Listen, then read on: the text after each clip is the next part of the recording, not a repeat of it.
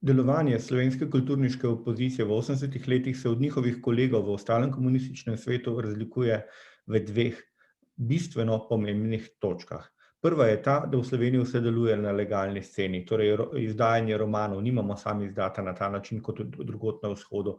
Pange, glasba, filmi, javne izjave, ki jih objavlja dnevno časopisje in od srede 80. let pravzaprav že javne tribune, na katerih sodelujejo tako predstavniki komunistične oblasti, torej režima, kot na drugi strani kulturniške opozicije. Druga temeljna razlika je, da ko sta objavljena prispevki za slovenski nacionalni program leta 87 in leto dni kasneje gradivo za slovensko ustavo, ima ta kulturniška opozicija že objavljen svoj politični program, torej še preden pade berlinski zid, še preden na Poljskem sedijo za okroglo mizo.